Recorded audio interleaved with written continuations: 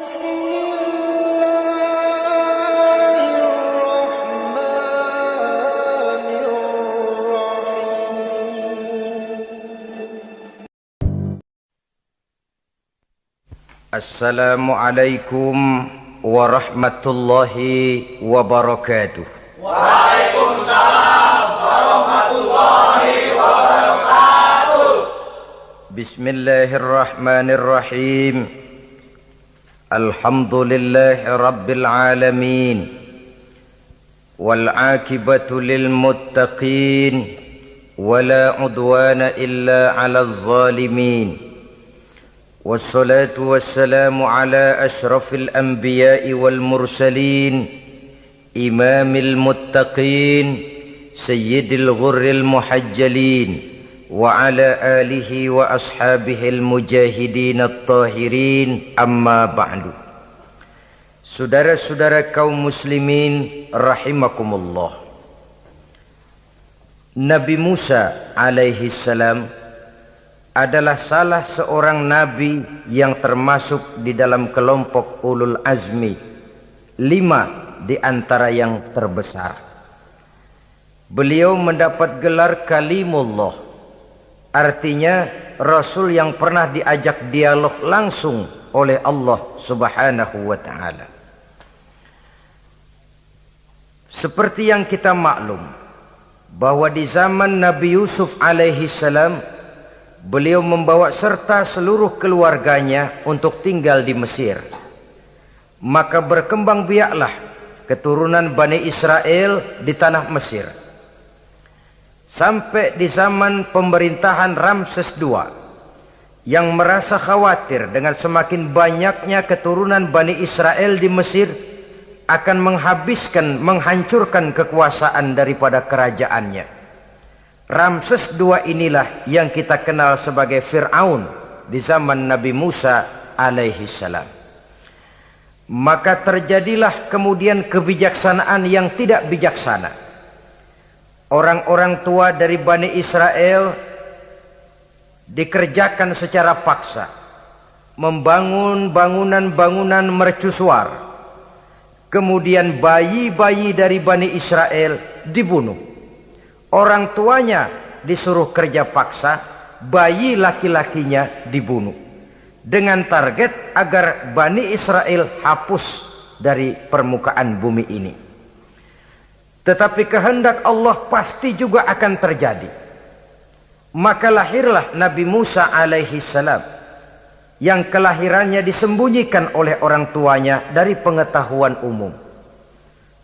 Namun bagaimanapun disembunyikan, kekhawatiran itu datang juga di hati ibu Nabi Musa alaihi salam. Allah kemudian memberikan ilham kepada ibu daripada Nabi Musa. Masukkan anakmu ke dalam satu peti, hanyutkan di sungai Nil. Itu dilakukan oleh ibu Nabi Musa alaihi salam. Dimasukkannya bayi Musa ini ke dalam peti, ditutup rapat, dihanyutkan di sungai Nil. Kemudian ibu tadi memerintahkan saudara perempuannya untuk mengikuti kemana peti ini hanyut di bawah arus sungai Nil. Adapun peti ini kemudian hanyut dibawa oleh arus sungai Nil memasuki istana Fir'aun. Maka permaisuri atau istri daripada Fir'aun melihat peti hanyut itu, diperintahkan tentaranya untuk mengambil peti tadi. Manakala peti terbuka, berisi seorang bayi laki-laki yang sangat mungil, sangat gembiralah istri daripada Fir'aun. Diusulkannya kepada suaminya agar bayi laki-laki tadi diambil saja, dijadikan sebagai anak angkat, dipelihara dan dibesarkan dalam istana. Fir'aun menerima usul daripada istrinya. Maka sejak saat itu dijaga, dipelihara dan dibesarkanlah Nabi Musa alaihi salam di lingkungan istana Fir'aun laknatullah alaihi. Begitulah ia memasuki masa remajanya, tumbuh sebagai anak angkat daripada Fir'aun dengan segala fasilitas yang serba cukup di dalam istana Fir'aun. Sampai pada masanya di mana ia kemudian menyadari bahwa ia sebenarnya bukan dari keturunan orang-orang Mesir, tapi berasal dari keturunan Bani Israel. Sehingga satu hari ketika ia keluar dari istana, ia bertemu dengan orang yang sedang bertengkar.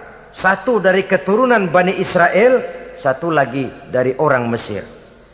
Musa membantu orang Israel ini melerai perkelahian, tapi kemudian Nabi Musa memukul orang Mesir tadi, dan memang hebat, sekali pukul mati.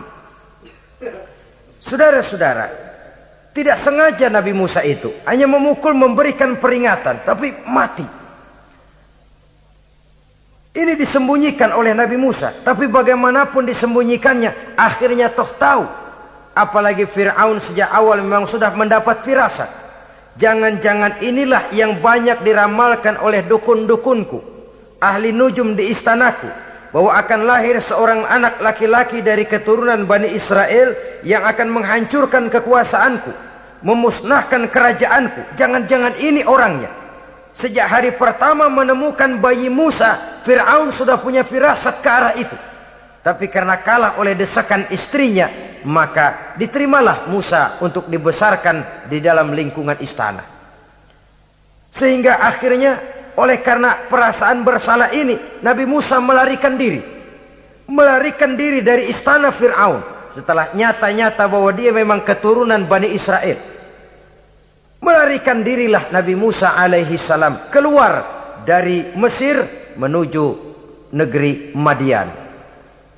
Di dalam pengembaraannya, saudara-saudara, di satu lembah, Nabi Musa ketika itu belum menjadi nabi. Pemuda Musa ketika itu sedang beristirahat. Dari kejauhan dilihatnya orang sedang berdesak-desakan. Rupanya adalah pengembala-pengembala kambing yang akan mengambil air dari dalam sumur. Mereka berdesak-desakan, berebut karena sumur cuma satu, yang ngambil air kelewat banyak. Di antara desakan-desakan orang itu, Nabi Musa melihat dua orang wanita kakak beradik minggir saja, tidak ikut berdesak-desakan. Nabi Musa menghampiri dua wanita tadi. Kamu sedang apa di sini? Kami sebenarnya ingin mengambil air. Kenapa tidak ikut berdesak-desakan? Itulah soalnya. Mereka laki-laki semua, gagah perkasa pula.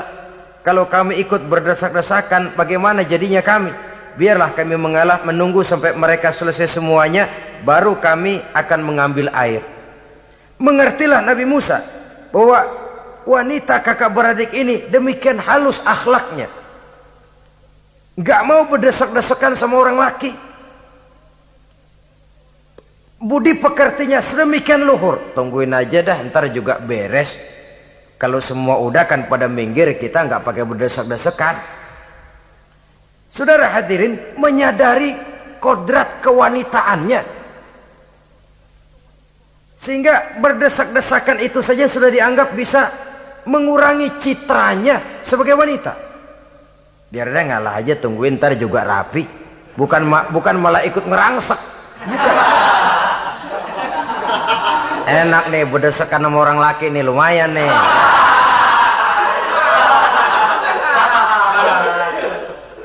Sepintas itu saja sudah cukup bagi Nabi Musa, pemuda Musa, untuk menilai akhlak daripada wanita itu tadi. Oh, kalau kamu nunggu begini aja lama, kata Nabi Musa. Sudah, sini saya tolongin. Diambil embernya, Nabi Musa ikut berdesakan. Karena Nabi Musa memang kuat badannya, gak lama sudah dapat air. Sodorakan ke sana. Si wanita segera tahu bahwa pemuda ini begitu baik budi pekertinya, mau menolong orang yang dalam kesusahan. Akhirnya, bagaimana kalau kamu ikut saja ke rumah saya? Bapak saya sudah tua, senang hatinya kalau kamu ikut ke rumah, kenalan sama bapak saya. Ayolah, ayolah, berangkatlah. Dalam perjalanan, si wanita ini berjalan duluan, Nabi Musa di belakang. Kemudian Nabi Musa bilang, sebentar, saya duluan, kamu belakangan. Kenapa rupanya? Angin nakal bertiup menghembus pakaian si wanita, sehingga memberikan gambaran yang agak jelas tentang warna, bentuk, postur badan si wanita itu tadi. Sekarang Musa yang menunjukkan budi pekerti yang luhur. Gak mentang-mentang ditiup angin. Nah, mumpung nih.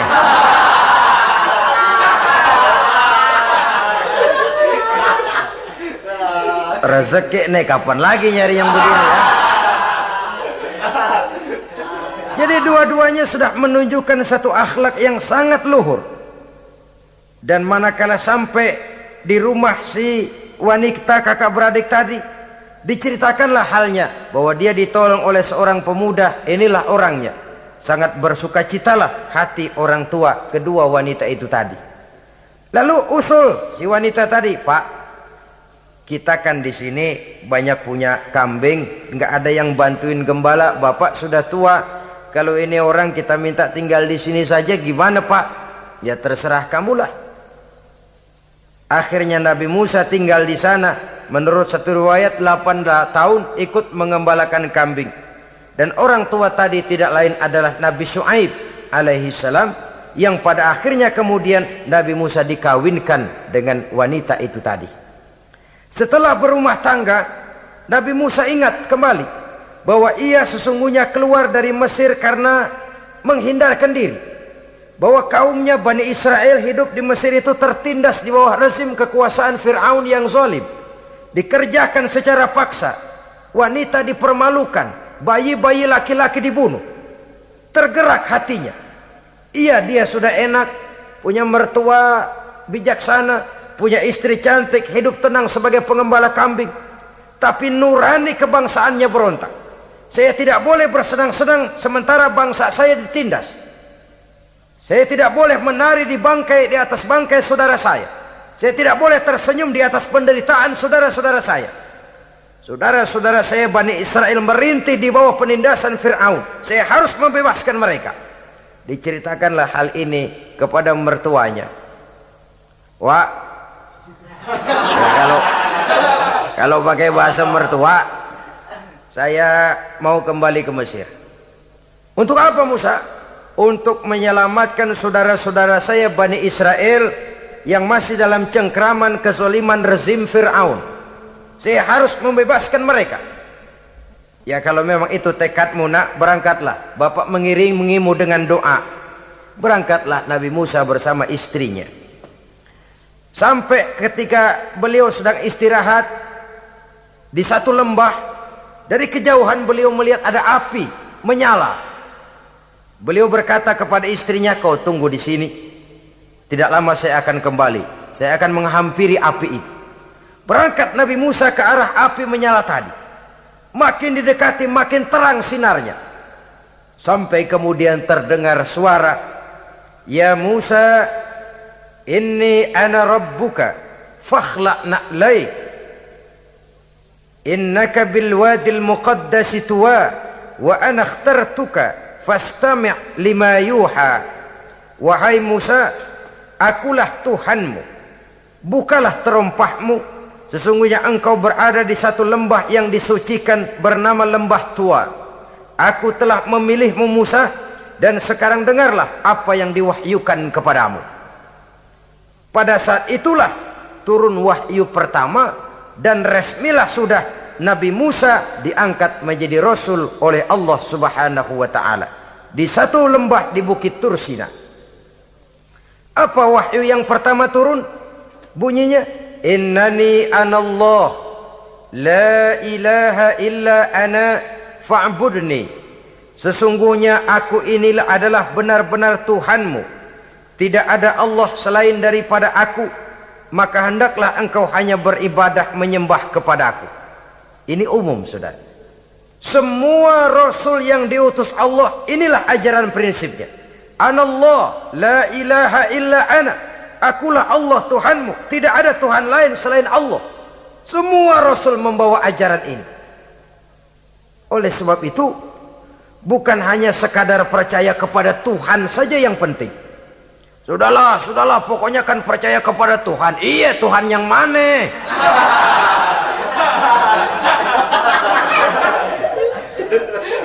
Sebab kalau sekadar percaya kepada Tuhan, rasanya semua agama percaya kepada Tuhan. Begitulah orang Hindu percaya kepada Tuhan, tapi Tuhan menurut mereka Trimurti, Wisnu, Siwa, Brahma. Orang Buddha percaya kepada Tuhan, tapi Tuhan dalam pandangan mereka ada Tuhan kecil Hinayana, ada Tuhan besar Mahayana.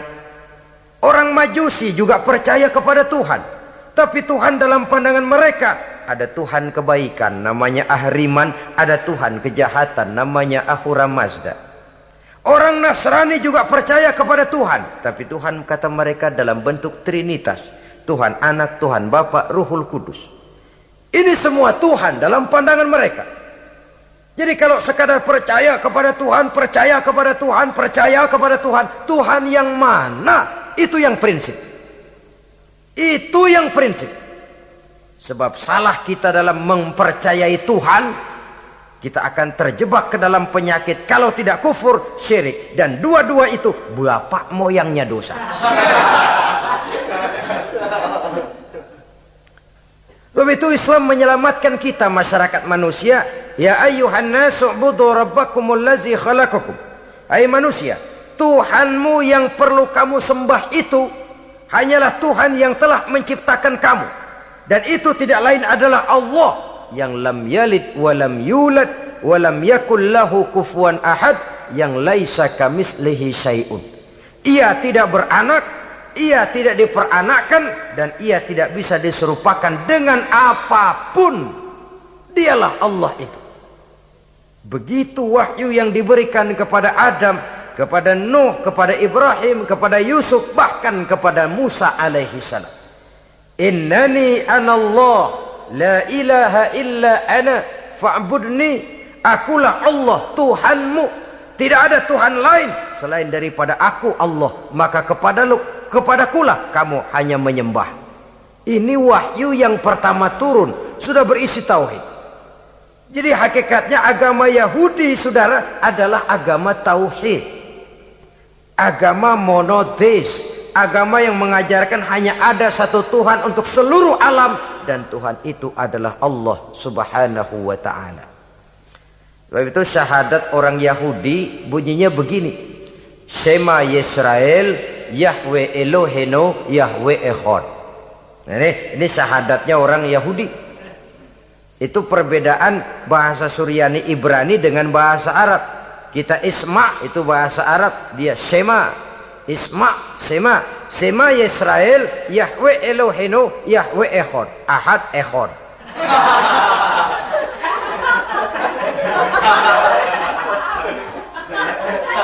Maksudnya jelas, Shema Yisrael Yahweh Elohenu Yahweh Echad. Dengarlah hai Israel, Tuhan kita ialah Tuhan yang Esa.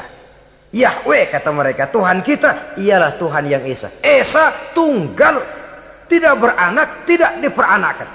Kalau masih beranak, masih diperanakan, jangan Esa disebut, sebab dia masih berbilang. Dan maha suci Allah daripada sifat berbilang. Jadi asas dari seluruh misi yang dibawa oleh Rasul yang 25 itu sama, tauhid inti ajarannya.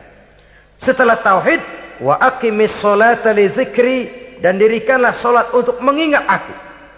Jadi solat pun diwajibkan kepada Nabi Musa. Cuma teknisnya yang berbeda. Bagaimana solat di zaman Nabi Musa, bagaimana solat di zaman Nabi Sulaiman, bagaimana solat di zaman Nabi Muhammad.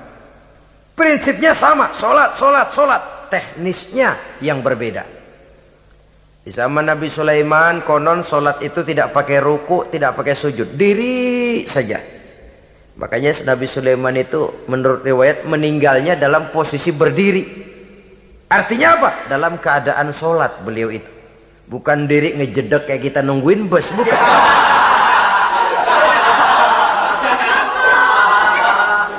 Berdiri dalam kondisi solat. Tapi yang jelas solat itu setiap Nabi, hanya teknisnya saja yang berbeda. Jadi ini sudah akidah dan syariat. Akulah Allah Tuhanmu, tidak ada Tuhan lain selain aku. Ini kan akidah. Yang kedua, wa aqimis sholata li dzikri, syariat. Dirikan solat untuk mengingat aku. Inna sa'ata atiyatun, sesungguhnya kiamat itu pasti akan datang. Ini juga sudah urusan beriman, percaya kepada yang gaib. Saudara-saudara kaum muslimin rahimakumullah. Setelah mendapat wahyu ini, turunlah perintah Allah kepada Nabi Musa. Apa kata Allah? Izhab ila fir'auna innahu tagha. Sekarang Musa, berangkatlah kamu menuju Fir'aun. Ia telah melampaui batas. Berangkatlah kamu ke sana Musa, hadapi Fir'aun, sampaikan dakwah ini. Ia telah melampaui batas. Innahu tagha. Ia telah berlebih-lebihan. Nah, saudara-saudara, jadi dua fungsi sudah.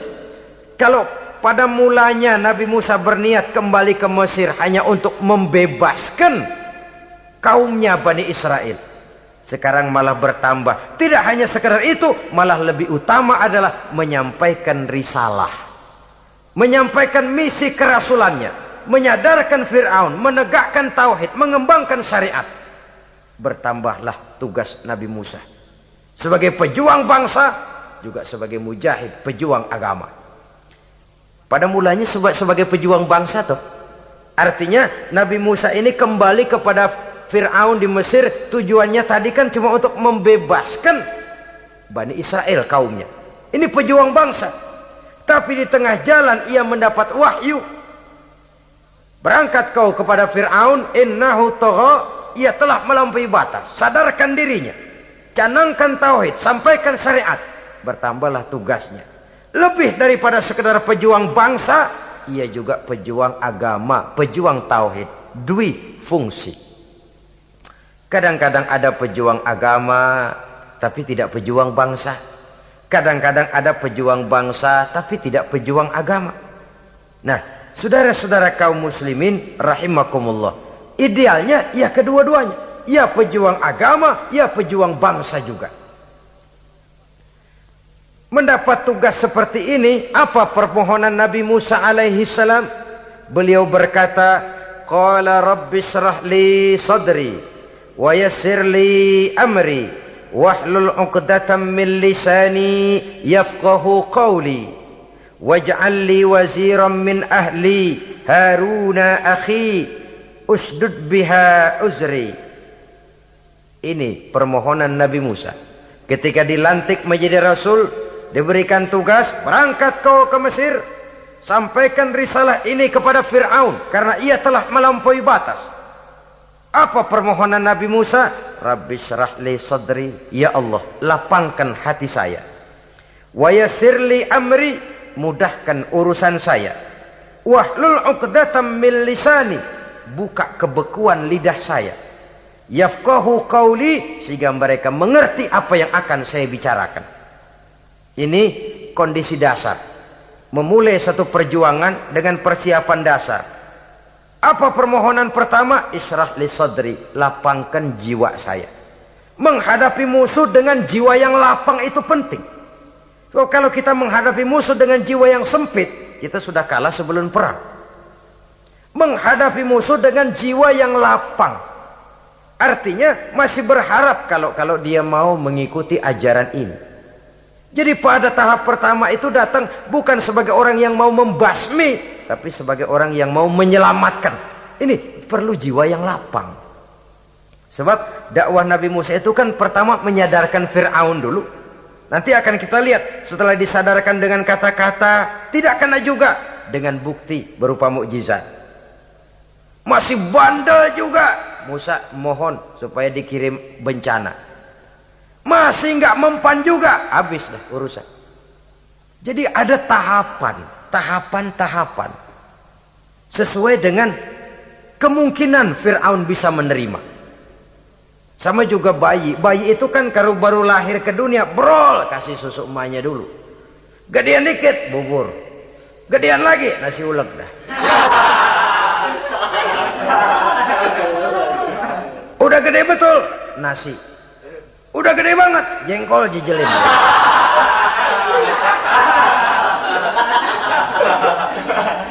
Jadi ada semacam tahapan.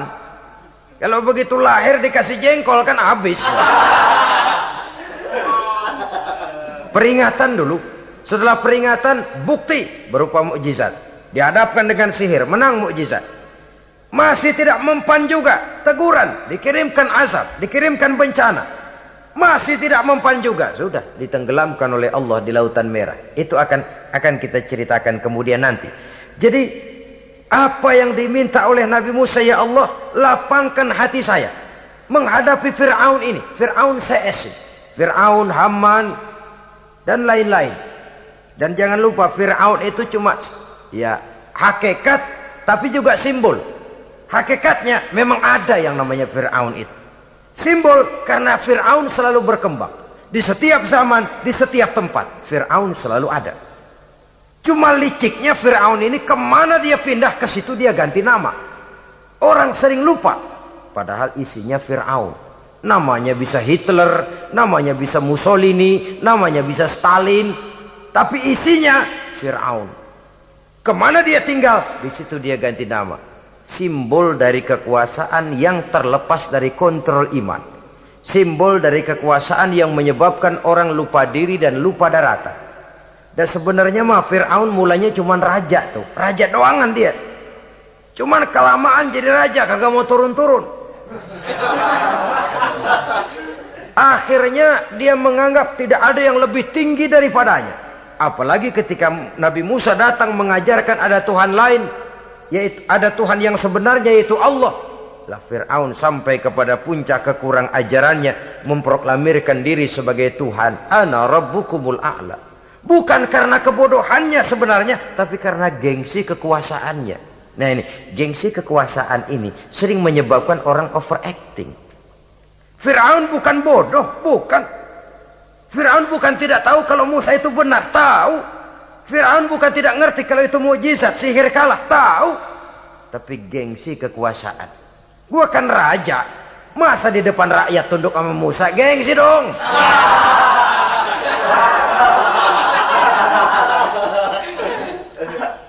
Cobalah lihat, gengsi kekuasaan sering membuat orang mau menginjak-injak kebenaran, mau membohongi hati nuraninya sendiri, mau membohongi kolbinya, hatinya.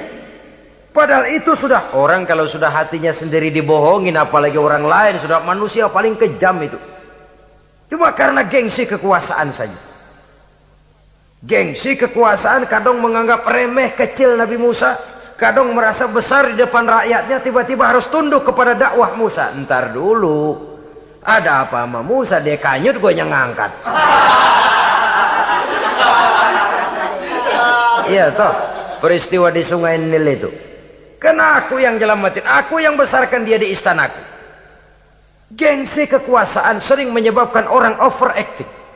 Bukan karena kebodohannya, dia tahu itu benar, tapi dia berat untuk mengikutinya. Kenapa? Gengsi kekuasaan. Inilah watak Fir'aun. Oleh sebab itu Nabi Musa minta, ya Allah, lapangkan hati saya menghadapi orang kayak Fir'aun ini. Wa yassirli amri, dan mudahkan urusan saya.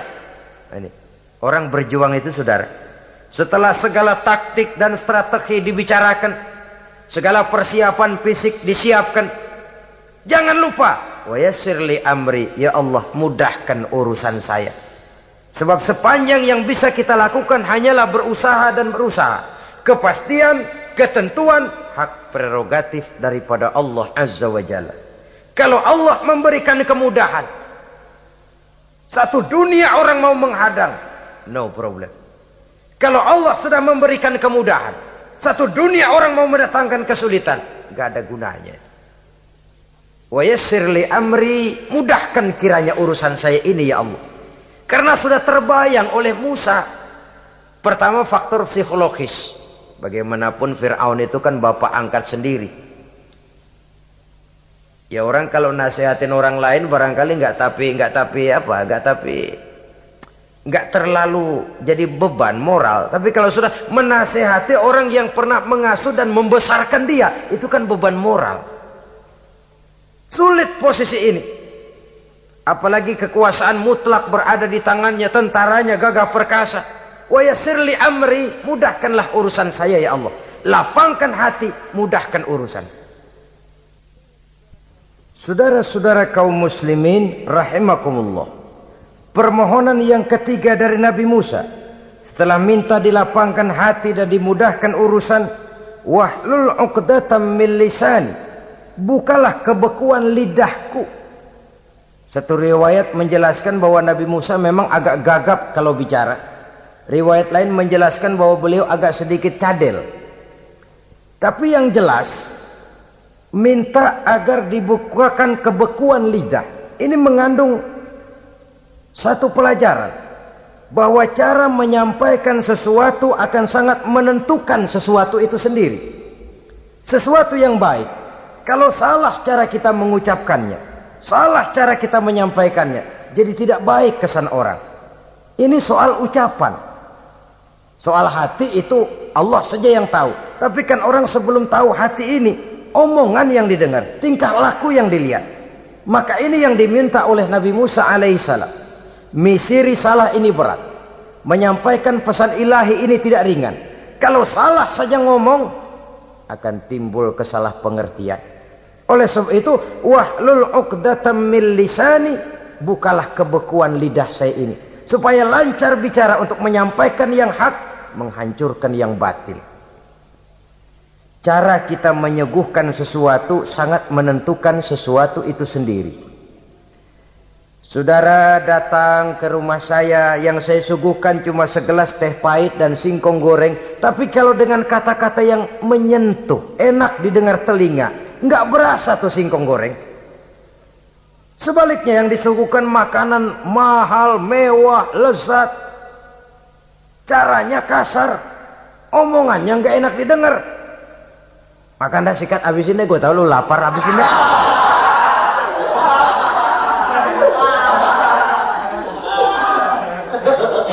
Rasanya biar lapar juga nahan juga gitu. Apa itu? Bukan makanannya yang tidak enak, bukan kita nggak doyan, bukan, caranya itu loh, caranya. Nah, Islam ini agama yang baik.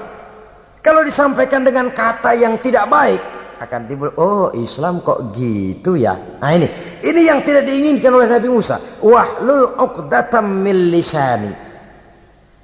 Kita begitulah dalam kehidupan ini, kadang mendengar satu ceramah bisa berurai air mata, bisa histeris, bisa gembira. Kenapa? Kepandaian orang menyampaikannya. Bicara dia 2-3 jam, rasanya baru 5 menit, baru sebentar kok tahu-tahu sudah selesai.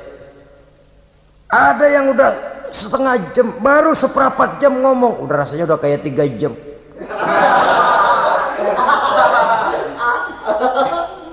Kita udah berbisikan, udah dah. Wahlul 'uqdatam min lisani. Targetnya apa? Yafqahu qauli, agar mereka memahami. Tentu lawannya agar mereka tidak salah mengerti, agar mereka tidak salah paham. Sebab kalau misi ini diterima dengan salah paham, dakwah tidak nyambung. Maka ini doa banyak dibaca, diamalkan oleh orang-orang mimbar yang sering pidato. Lapang hati melihat kerumunan orang banyak, tapi nggak dak-dikduk, nggak kena demam mimbar. Udara dingin tapi keringat, baju basah. Saudara hadirin yang saya hormati, lalu permohonan yang selanjutnya daripada Nabi Musa alaihissalam, waj'al li waziran min ahli, dan jadikanlah bagiku seorang pembantu dari keluargaku. Siapa? Haruna akhi, dia tidak lain adalah saudaraku Harun. Usdud biha uzri, akan saya limpahkan kepadanya segala beban-beban yang saya derita. Artinya orang berjuang perlu teman, nggak bisa sendirian. Nggak, bagaimanapun hebatnya kita tetap memerlukan bantuan daripada orang lain. Sendiri memang lebih baik daripada berteman orang jahat. Tapi berdua lebih baik daripada sendiri. Bertiga lebih baik daripada berdua. Makin banyak makin baik. Untuk satu persoalan yang besar memerlukan kebersamaan. Begitulah Nabi Musa memberikan contoh. Saya tidak bisa berjuang sendiri. Saya minta dibantu oleh saudara saya Harun. Jadikan dia pembantu saya. Tempat saya membagi suka dan duka dalam perjuangan ini. Tempat saya bercerita, tempat saya mengeluh, tempat saya melarikan persoalan. Sebab beban hati itu akan berkurang kalau kita ada tempat kita bercerita. Nah, saudara-saudara, berangkatlah Nabi Musa ke Mesir. kemudian mulai menyampaikan dakwahnya kepada Fir'aun laknatullah alaih. Fir'aun mendengar Musa datang kembali, kemudian terjadilah forum dakwah itu. Apa kata Fir'aun? Musa, kamu kemana saja? Saya pergi ke Madian. Apa yang kamu lakukan? Begini, begini, begitu. Kamu melarikan diri? Pada mulanya iya. Dan sekarang apa maksud kamu datang kembali ke Mesir? Semula saya ingin membebaskan kaum saya Bani Israel. Lalu saya kemudian menerima wahyu dari Allah. Ditugaskan, diperintahkan langsung oleh Allah Sang Maha Komandan untuk datang menemui Tuhan, menyadarkan Tuhan dari kesesatan selama ini. Siapa Allah itu Musa? Allah adalah Tuhan saya dan Tuhan-Tuhan juga dan Tuhan seluruh alam ini. Baru nih Musa, saya baru dengar nih ada yang begini nih. Tuhanlah pakai nggak kelihatan, Tuhanlah cuma satu, yang Tuhannya banyak aja masih kelaparan.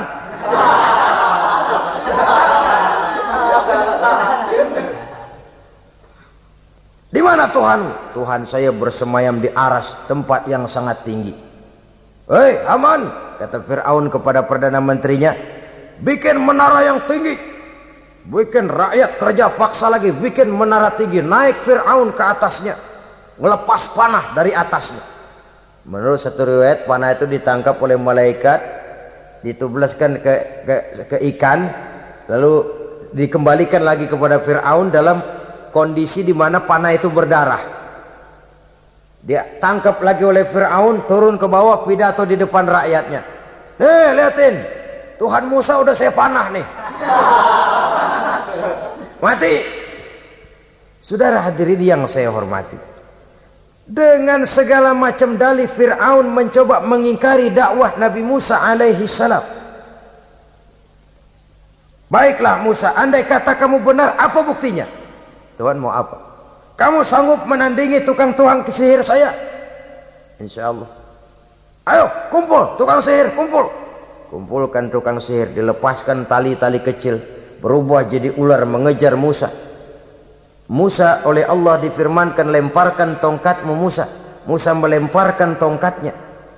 Tongkat Musa kemudian berubah menjadi ular besar yang menerkam ular-ular kecil tadi. Habis itu ular kecil ciptaan tukang sihir Fir'aun. Begitu hebat mukjizat yang diberikan Nabi Musa, dan Fir'aun tahu itu mukjizat, tapi dia ingkar juga, tidak mau beriman. Sudah nyata bukti, sudah jelas saksi, dia tetap ingkar. Akhirnya Nabi Musa berdoa memohon kepada Allah, Rabbana innaka ataita fir'auna wa mala'ahu zinatan wa amwalan fil hayatid dunya. Wahai Allah, sungguh engkau telah memberikan kepada Fir'aun dan para pembesarnya zinatan, segala macam perhiasan, wa amwalan, dan segala macam harta benda, fil hayatid dunya, di dalam kehidupan dunia ini. Rabbana liyudillu an sabilik, semuanya hanya menyebabkan mereka jadi sesat dari jalanmu. Rabbana tmis ala amwalihim, ya Allah binasakanlah mereka di dalam hartanya. Wasdud ala qulubihim, tutuplah pintu hatinya. Fala yu'minu hatta yarawul azabal alim, mereka tidak akan beriman sampai mereka melihat azab yang sangat pedih. Sudah dibuktikan dakwah baik-baik tidak mempan, bukti berupa mukjizat tidak kena, sampai dikirimkan teguran berupa berbagai macam bencana masih tidak juga beriman. Akhirnya Nabi Musa memutuskan, kalau begitu menyelamatkan kaum dululah. Kaumnya Bani Israel dibebaskan dari perbudakan, dibawa oleh Musa keluar dari Fir'aun, dari Mesir, dikejar oleh Fir'aun. Dalam pengejaran ini sampailah Nabi Musa di tepian Laut Merah. Buntu, depan laut, belakang tentara Fir'aun. Maju kecebur, mundur kepergok musuh, nggak ada pilihan lain. Dalam kondisi seperti ini, Allah Subhanahu wa ta'ala berfirman kepada Musa, lemparkan tongkatmu ke laut, hai Musa. Musa melemparkan tongkatnya ke laut, terjadilah mukjizat. Laut terbelah, jalan muncul ke permukaan laut. Lewat Musa di jalan itu. Fir'aun terus mengejar. Ketika Musa sampai di tepian sebelah sana, Fir'aun masih di tengah jalan. Laut menutup kembali, hilang itu jalanan. Fir'aun dan seluruh tentaranya tenggelam di Lautan Merah, mati.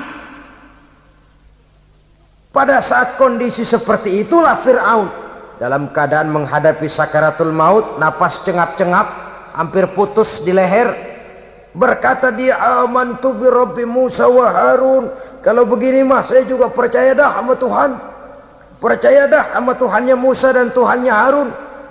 Kata malaikat maut, kemarin kemana mas?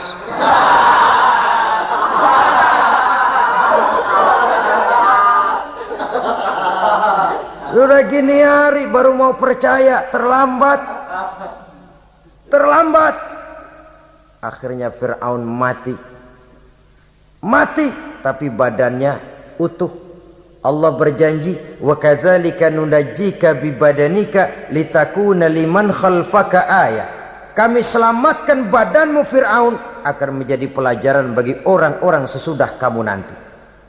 Fir'aun mati, tapi badannya selamat terdampar di tepi pantai oleh rakyat Mesir. Wah, ini raja kita nih, raja kita, ketemu hidup mati.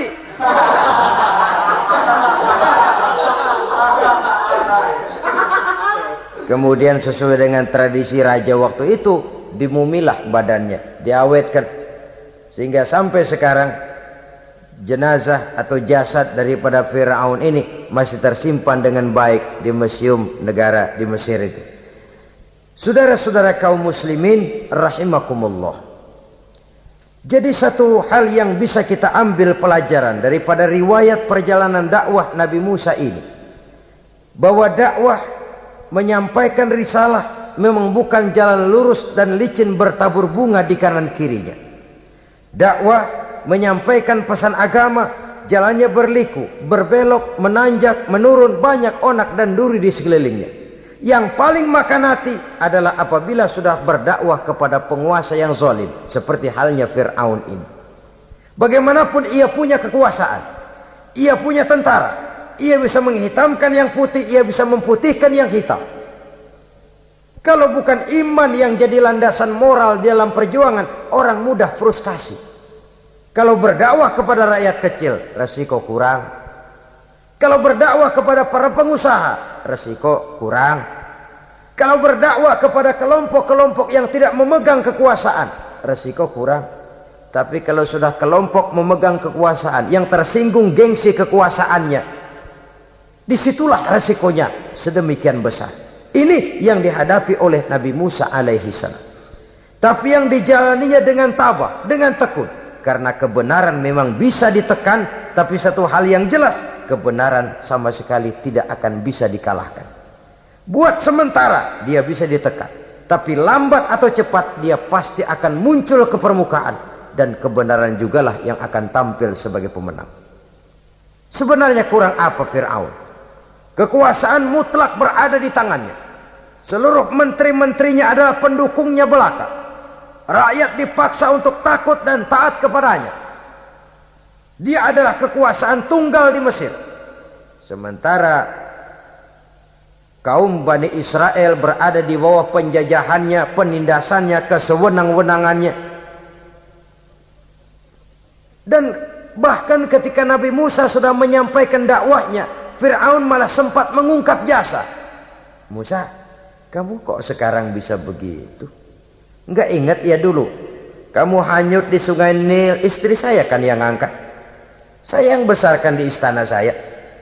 Kok sekarang kamu bisa ngelawan saya sih? Ini biasa. Apa jawab Nabi Musa? Kenikmatan yang kau berikan kepada saya belum seberapa ketimbang penghinaanmu kepada kaum saya Bani Israel. Jangan kau menyangka Fir'aun, kalau kau bikin senang, saya lalu akan mau mengkhianati bangsa saya sendiri. Tidak. Sama sekali kesenangan yang kau berikan kepada saya tidak akan menutup mata saya dari kondisi yang dihadapi oleh kaum saya, oleh umat saya. Mereka tersiksa, mereka menderita, mereka merana. Haruskah saya lupakan mereka cuma karena saya sudah tinggal di istanamu, engkau yang membesarkan? Padahal kau pun membesarkan saya bukan karena kemauanmu. Desakan daripada istrimu. Jangan ngitung-ngitung jasa Fir'aun. Andai katamu jasamu ada kepada saya, belum seberapa ketimbang penghinaanmu kepada bangsa saya Bani Israel. Di situ Nabi Musa menunjukkan sifat nasionalisme yang sangat tinggi, rasa nasionalisme yang sangat mendalam. Kadang-kadang kan orang ya seperti di zaman penjajahan Belanda, karena diangkat jadi tuan tanah, bangsanya sendiri diinjak-injak. Karena diangkat jadi centeng dikit dah, kumis mbaplang dah, bukan main. Bangsanya sendiri diinjak-injak.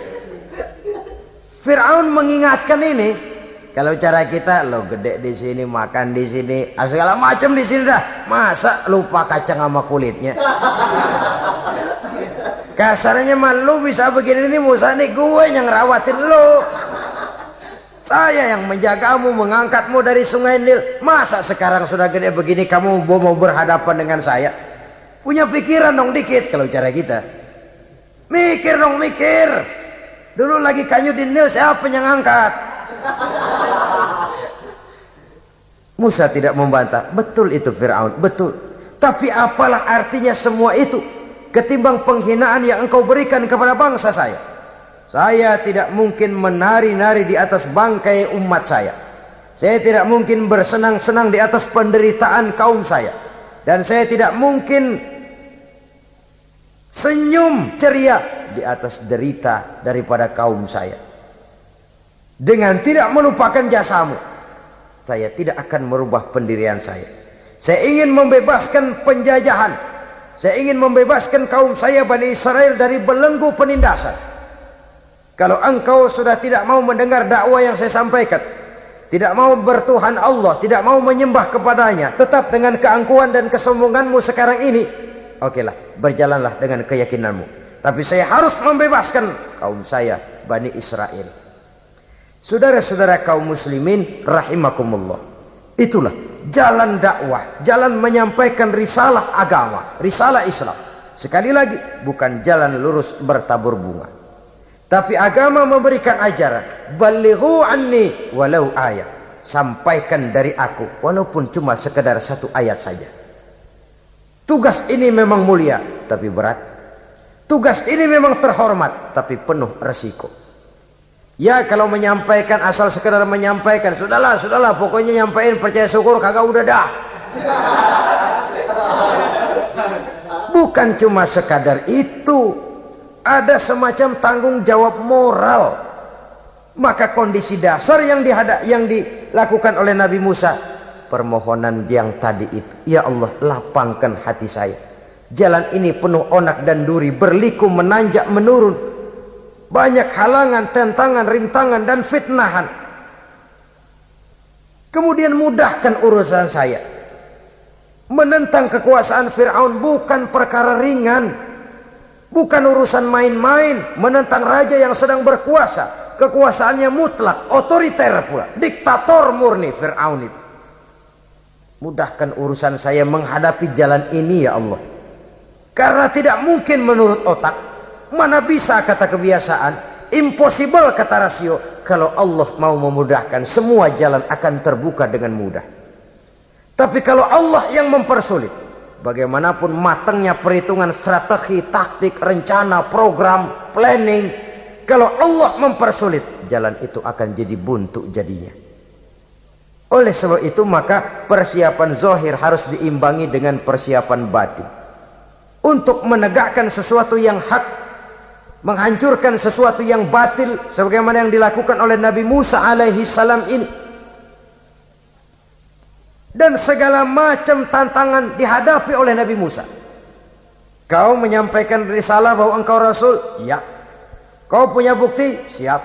Apa buktimu? Ini, tongkat dilempar jadi ular, tangannya dimasukkan ke saku baju, lalu dikeluarkan bersinar gemerlapan, lebih sinar dari lampu merkuri. Sampai Fir'aun silau dibuatnya bersudah, Musa sudah, masukkan tanganmu lagi, masukkan tanganmu lagi. Dia tahu, dia sadar itu bukan sihir, tapi lagi-lagi gengsi kekuasaannya.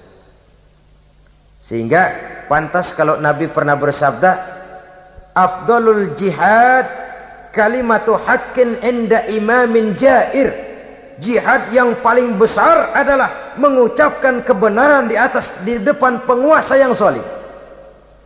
Menyampaikan kebenaran di hadapan penguasa yang zalim. Tapi kan berat, saudara, sulit, apalagi kalau belum apa-apa udah ngeri. Udah jangan dah.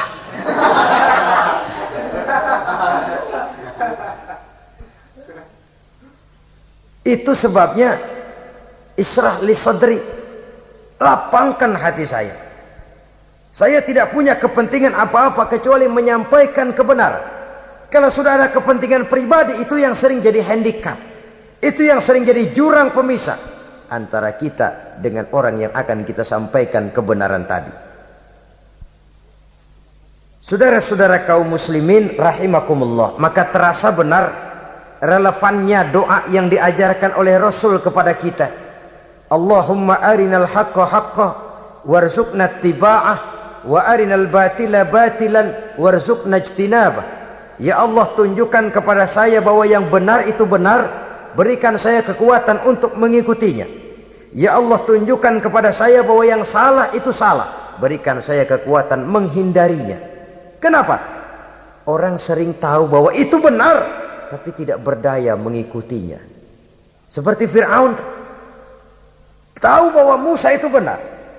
Abu Jahal, Abu Lahab juga tahu bahwa Nabi Muhammad itu benar. Abrahat juga tahu bahwa Nabi Ibrahim itu benar. Namrus juga tahu Ibrahim itu benar. Tapi mereka tidak berdaya mengikuti kebenaran karena gengsi kekuasaannya. Kadang kita tahu bahwa itu salah itu. Tapi karena dilakukan oleh orang yang punya kekuasaan, kita lalu tidak berdaya menghindarinya, malah terjebak ikut-ikutan salah. Lalu menghibur-hibur diri, sudahlah, tak ada gading yang tak retak. Bukankah dengan demikian kita sudah melegimitir kesalahan? Tahu bahwa itu benar dan mampu mengikutinya, itu nikmat. Tapi tahu itu benar namun tidak berdaya mengikutinya, itu mendatangkan siksaan batin. Tahu itu salah dan mampu menegur, itu nikmat. Tahu bahwa itu salah tapi larut ikut salah, nimbrung dalam kesalahan, itu mendatangkan tekanan batin. Jadi tahu kebenaran itu penting, tapi terketuk hati mengikuti kebenaran itu jauh lebih penting. Semua kita tahu Islam itu benar, tapi semua yang tahu Islam itu benar maukah mengikuti ajaran Islam? Tidak. Semua orang tahu kalau judi itu batil. Hatta penjudi yang paling kakap pun mesti tahu kalau itu batil, itu tidak baik. Tapi dia tidak berdaya untuk menghindarkannya, terjebak ke dalam penyakit itu tadi. Oleh sebab itu, saudara-saudara kaum muslimin yang saya cintai, tidak ada satu ucapan yang lebih baik. Dalam istilah Quran itu Allah menjelaskan, wa man ahsanu qawlan mimman da'a ila Allah wa amila salihan wa qala innani minal muslimin. Ucapan siapakah yang lebih baik dalam hidup ini selain daripada mimman da'a ila Allah, selain daripada ucapan orang-orang yang menyeru ke jalan Allah, orang-orang yang menyadarkan kepada agama, ini jalan Allah, mari ikuti, itu jalan setan, mari tinggalkan. Wa amila salihan, tidak cukup sekedar berdakwah mengajak orang ke jalan Allah, dia juga beramal soleh. Dia bangun rumah sakit, dia bangun madrasah, dia bangun masjid, dia makmurkan majelis taklim, dia santuni yatim piatu. Wa qala innani minal muslimin, seraya berkata, saya termasuk orang yang berserah diri kepada Allah. Da'a ila Allah wa amila salihan wa qala innani minal muslimin. Menyerukan manusia ke jalan Allah, beramal soleh, dakwah bil hal kata orang sekarang. Kemudian mereka pada akhirnya berkata, kami adalah sekelompok orang-orang yang sudah berserah diri kepada Allah. Segalanya diserahkan kepada Allah. Lahirlah kedamaian rohani, ketegaran pribadi, ketentraman batin di dalam dia melaksanakan tugasnya. Kalau tidak, maka nanti ya tuh orang kan gua ajak baik-baik nyuruh sembahyang, ngapa gua dimusuhin? dipikirin, kurus dah. Ampek gaya dah.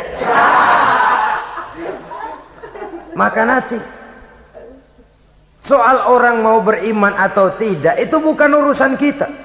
Tugas kita hanya sekedar penyampai. Tugas Rasul hanya sekedar penyampai. Kalau dakwah sudah disampaikan, metode sudah disusun, pendekatan sudah baik, tapi orang tidak mau beriman, Allahumma inni qad ballaghtu, ya Allah sudah saya sampaikan, ya Allah sudah saya peringatkan, ya Allah sudah saya sampaikan, ya Allah sudah saya tegur.